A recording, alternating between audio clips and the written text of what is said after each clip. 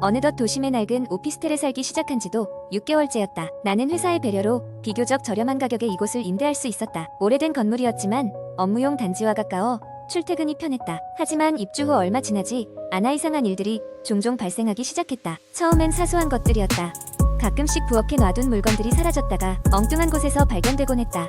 나는 이를 대수롭지 않게 생각하며 일상적인 건망증 탓으로 돌렸다.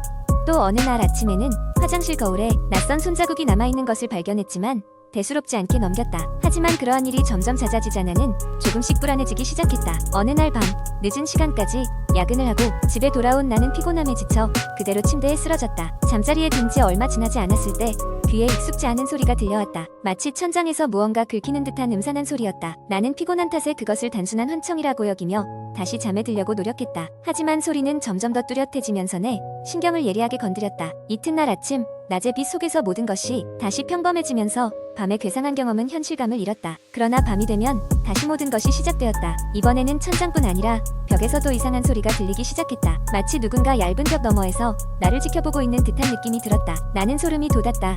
이 상태를 견딜 수 없어 결국 건물 관리인에게 모든 상황을 이야기했다. 하지만 관리인은 의아한 표정으로 그럴 리 없다며 일축했다.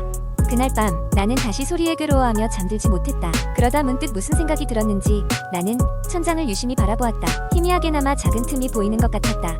나는 용기를 내어 사다리를 가져와 천장을 자세히 살펴보기로 했다. 틈새를 통해 천장 속을 들여다본 순간 나는 놀라서 비명을 지르고 말았다. 그 안에는 울고 싶은 표정으로 나를 바라보는 얼굴이 있었다. 순간 뇌리에 스치는 엄청난 공포감에 모든 걸 잊고 도망치듯 방을 빠져나왔다. 나는 건물 밖에서 한참이나 가슴을 진정시키며 서 있었다. 다시는 그곳에 돌아갈 수 없을 것만 같았다. 후에 알아본 바로는 오래된 이 건물에는 과거에 빈번한 범죄와 관련된 소문이 돌았고 몇몇 미해결 사건이 있었다고 한다. 그 사건들은 실종자가 다수 포함되어 있었다. 그리고 내가 발견했던 그 얼굴은 실제로 실종자 중 한 명의 것으로 밝혀졌다. 경찰 조사 끝에 천장에서 그 실종자의 유해를 발견했고 그것은 건물의 폐쇄로 이어졌다. 나는 그 사건 이후로는 다시는 그 오피스텔 근처에는 가지 않았다. 그곳에서의 경험은 나에게 일상 속에 안전함이 얼마나 쉽게 깨질 수 있는지를 깨닫게 해주었다. 그리고 지금도 가끔 밤에 홀로 있을 때면 그날 밤에 소리가 다시 들려오는 것만 같다. 두 번째 이야기. 어느 날 나는 인터넷에서 우연히 한 커뮤니티 사이트를 발견하게 되었다. 이 사이트는 주로 미스터리한 사건이나 공포 이야기를 공유하는 공간이었다. 나는 평소에 공포 이야기에 관심이 많았기에 흥미롭게 이야기를 읽기 시작했다. 한동안 여러 가지 이야기를 읽던 중 유독 눈길을 끄는 글이 하나 있었다. 제목은 거울 속의 남자였다. 이 글은 한 젊은이가 겪은 기묘한 경험을 기록한 것이었다. 이야기는 이렇게 시작했다. 그는 어느 날 오래된 고가구점에서 앤티크 거울을 하나 구매했다. 거울은 굉장히 아름다웠다. 화려한 금색으로 둘러싸인 테두리와 세월의 흐름을 보여주듯 약간 바랜 유리 표면이 오히려 고풍스러움을 더했다. 그는 거울을 자신의 방에 걸어두고 매일 아침 그 앞에서 하루를 시작했다. 하지만 어느 날부턴가 이상한 일이 벌어지기 시작했다. 아침에 일어나 거울을 보면 자신의 모습 뒤로 어렴풋이 낯선 남자의 형체가 함께 비치곤 했다. 처음엔 그냥 피곤해서 착각한 것이라고 생각했다. 그러나 날이 갈수록 그 남자의 모습은 점점 더 뚜렷해졌고 그는 공포감을 느끼기 시작했다. 어느 날 밤 그가 거울을 향해 등을 돌리고 잠을 자던 중 갑자기 한기가 느껴져 눈을 떴다. 방 안은 어둠에 잠겨 있었지만 거울 속에서 희미한 빛이 새어나왔다. 그 빛 속에서 문제의 남자가 또렷하게 서 있었다. 그는 급히 방에 불을 켰지만 거울 속 남자는 사라지고 자신의 모습만이 비쳤다. 하지만 그때쯤 그는 이 거울에 무언가 문제가 있다는 걸 확신하게 되었다. 그는 온라인 커뮤니티에 자신의 경험을 올리고 조언을 구했다. 많은 사람들이 그에게 주술적인 방법을 통해 거울을 정화시켜야 한다고 조언했다. 왜냐하면 오래된 물건들에는 종종 전 주인의 영혼이나 감정이 남아있다고 믿는 사람들이 많았기 때문이다. 애초에 그 거울이 어떤 경위를 거쳐 그의 손에 들어왔는지도 알 수 없었기 때문에 그는 그 말을 무시할 수 없었다. 그는 조언을 받아들여 거울을 정화하기로 했다. 정화 의식을 준비하고 있는 동안 거울의 남자는 점점 더 캄캄한 얼굴로 그를 노려보았다. 그는 소름 끼침을 억누르며 의식에 필요한 준비물을 챙기기 시작했다. 의식은 캔들과 성수, 허브를 사용해 이루어졌다. 그는 정해진 절차에 따라 하나하나 차분히 의식을 행했다. 의식을 진행하던 도중 거울에서는 점점 알 수 없는 속삭임이 흘러나왔다. 그의 용기는 극도로 시험받았지만 그는 포기하지 않았다. 의식이 끝나갈 무렵 거울에서 날카로운 금속성의 소리가 났고 방 안의 공기가 한층 맑아지는 듯한 기분이 들었다. 그리고 거울 속 남자의 그림자는 서서히 사라졌다. 그 후로 거울은 다시 평범해졌다. 그는 안도감을 느끼며 다시는 이런 물건을 함부로 들여놓지 않겠다고 마음먹었다. 그러나 이 경험은 그에게 아직도 깊은 인상을 남겼고 그는 그 이야기를 인터넷에 공유함으로써 다른 사람들에게 경고하고자 했다. 글이 끝난 후에도 나는 한참 동안 모니터를 응시하며 생각에 잠겼다. 그 이야기는 단순한 어구일 수도 있었지만 마치 나에게도 무언가 조심해야 할 일을 경고하는 것처럼 느껴졌기 때문이다. 이런 이유로 사람들은 오래된 물건을 취급할 때 항상 주의를 기울이는 것일지도 모른다. 그날 밤 나는 방 구석에 놓인 작은 손거울을 옷장 속 깊숙이 집어넣었다. 세 번째 이야기. 어느 늦은 여름밤 나는 평소와 다름없이 인터넷에서 시간을 보내고 있었다.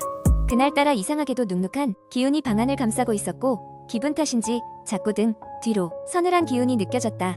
심장박동이 이상하게 빨라진 것을 느끼며 나는 공포 게시판에 들어가 여러 사람이 쓴 글들을 읽기 시작했다. 그중 하나의 글이 유난히 나의 시선을 끌었다. 평범한 제목인 듯 했지만 그래, 시작 부분은 이렇게 시작되었다. 이 이야기를 읽는 순간부터 당신은 이 이야기에 얽히게 됩니다. 마음 한구석에 불안감이 밀려왔지만 호기심 때문에 나는 멈출 수가 없었다. 이야기는 한 대학생에 대한 것이었다. 그 학생은 시골로 여행을 갔다가 우연히 외딴 농가를 발견했다. 농가는 오랜 세월 비어있던 것으로 보였고 고요한 적막함이 깃들어 있었다. 그는 아무도 살지 않는 이곳이 너무도 궁금해 안으로 들어가 보기로 했다. 농가 안은 생각보다 더 음산하고 음울했다. 마치 과거의 시간에 멈춰있는 듯한 느낌이었고 먼지가 쌓인 가구들과 여기저기 흩어진 낡은 물건들이 허물어진 벽에 기대고 있었다. 그 학생은 호기심을 이기지 못하고 집 안을 샅샅이 돌아다녔다. 그렇게 이 방 저 방을 살펴보던 중 그는 아무도 들어가지 않을 것 같은 지하실로 향하는 문을 발견했다. 문은 나무로 만들어져 있었고 거미줄이 이리저리 엉켜 있었다. 지하실로 내려가는 계단은 어둡고 삐걱거렸다. 그는 계속해서 내려갔다. 갑작스럽게 그는 자신을 바라보는 누군가의 시선을 느꼈다. 주변을 둘러보았지만 아무것도 없었다. 심장이 쿵쾅거렸고 그는 불안한 예감에 사로잡혀 발길을 돌리려 했으나 발이 움직이지 않았다. 마치 무언가가 그의 발목을 붙잡고 늘어지는 듯한 느낌이었다. 그 순간 계단 아래 어둠 속에서 무언가가 움직이는 소리가 들렸다. 그는 비명을 지르며 정신없이 집으로 돌아갔다. 그 후로도 그 학생은 매일 밤 악몽에 시달렸다. 꿈에서는 항상 그 농가로 돌아가며 결코 깨어날 수 없을 것 같은 무거운 두려움에 눌렸다. 어느 날 밤 그는 잠에서 깨어났는데 방 안에 자신 외에 누군가 또 있다는 느낌에 사로잡혔다. 숨을 죽이면서 천천히 눈을 뜬 그는 그날 지하실에서 느꼈던 그 시선을 다시 한번 느끼게 되었다. 아무것도 볼 수 없었지만 느낌은 점점 더 강해졌다. 도망치고 싶었지만 몸이 움직이지 않았다. 그 순간 귀가에 떨리는 목소리가 들려왔다. 다시 돌아와. 그 말은 분명 누군가가 그의 등 뒤에 속삭이고 있었다. 그때 그는 억지로 몸을 움직여 불을 켜고는 방 안을 소리 지르며 돌아다녔다. 그러나 아무도 없었다. 그저 자신의 떨리는 숨소리만 이 공간을 울릴 뿐이었다. 그는 그 이후로도 가끔 그 목소리를 듣곤 했다. 정신과 치료도 받아봤지만 효과는 없었다. 그날의 공포는 계속해서 그를 따라다녔고 그는 누구에게도 말하지 못한 채 홀로 끌려다녔다. 이 이야기를 읽는 나 역시 등골이 오싹해지면서 주변을 둘러보았다. 아무도 없는 방이었지만 왠지 모르게 누군가와 함께 있는 기분이 들었다. 시간이 지날수록 그 기분은 점점 확신으로 변해갔다. 화면을 끄고 다시 키면 그 글은 사라져 있었다. 이상하다고 생각하며 무거운 한숨을 내쉬었다. 그러나 그날 밤 나는 꿈에서 그 농가를 방문하게 되었다. 모두가 있고 싶어하는 그 장소에서 나는 다시 한번 그 공포를 마주하게 되었다. 이야기는 아직 끝나지 않았다. 아무도 없는 방에서 나는 지금 또 다른 존재의 시선을 느끼고 있다. 네 번째 이야기. 어느 날 평범한 대학생이었던 재호는 학교 생활에 지쳐서 잠시 쉬기로 했다. 종강을 맞이한 여름방학 첫 주말 그는 서울 외곽에 위치한 외할머니 댁을 방문하기로 결심했다. 외할머니 댁은 오래된 전통 한옥이었고 숨쉬기도 힘들 만큼 조용한 시골 마을의 외딴 곳에 위치하고 있었다. 참으로 오랜만에 간 외할머니 댁이었지만 어릴 적 방학 때마다 방문했던 익숙한 풍경은 변함이 없었다. 그러나 묘하게도 외할머니는 어딘가 달라 보였다. 재호는 외할머니가 더 쪼그라들고 야위어 보였지만 별다른 의심 없이 방에서 짐을 풀었다. 첫날 밤 재호는 이상한 소리에 잠에서 깼다. 창밖에서 바람소리와 함께 들려오는 이상한 속삭임이 있었다. 처음에는 바람에 흔들리는 나뭇잎 소리라고 해서 묵살했지만 속삭임은 점점 또렷하게 들려왔다. 돌아가라, 돌아가라. 누군가가 간절하게 외치는 소리 같았다. 재호는 두려움을 느끼면서도 용기를 내어 창문을 열었다. 그러나 창밖으로 보이는 것은 고요한 풍경뿐이었다. 이상한 것은 속삭임이 창문을 닫자 곧바로 멎는다는 것이었다. 찝찝한 기분을 떨쳐내지 못한 채 재호는 다시 잠에 들었다. 다음날 아침 식사 도중 재호는 외할머니에게 전날 밤의 일을 이야기했다. 하지만 외할머니는 대수롭지 않다는 듯 웃으면서 괜찮다고만 했다. 여기선 그런 소문들이 늘 있었단다. 예전부터 오래된 이야기들이지 신경 쓰지 말거라. 그날 오후 재호는 마을을 산책하기로 했다. 마을 어귀에는 폐허가 된 옛 학교 건물이 있었다. 궁금함에 이끌린 그는 그곳으로 발길을 돌렸다. 학교의 정문은 녹슬어 있었고 안으로 들어가니 버려진 교실과 녹슨 책상들이 을씨년스럽게 방치되어 있었다. 그때 이상한 일이 벌어졌다. 갑자기 교실 한 구석에서 인기척이 느껴졌다. 누군가가 그곳에 있는 것 같았다. 재우는 긴장하며 소리가 나는 곳으로 다가갔지만 눈에 띄는 건 아무것도 없었다. 다만 교실 한켠에 놓인 낡은 나무 책상 위에 누군가가 남긴 낙서만 덩그러니 있었다. 다름 아닌 돌아가라라는 글자였다. 겁에 질린 재우는 급히 학교를 빠져나왔다. 그리고 그날 밤 그는 또다시 속삭임을 듣게 되었다. 돌아가라, 여기서 떠나. 그는 두려움에 떨며 이불을 뒤집었었다. 외할머니가 혼잣말처럼 중얼거리는 소리까지 들려오면서 불안감은 극에 달했다. 마치 모든 것이 그를 위협하는 듯했다. 마침내 다음날 아침 재우는 짐을 싸서 서울로 돌아가기로 결심했다. 집으로 돌아가는 길 그는 한 가지 깨달음을 얻었다.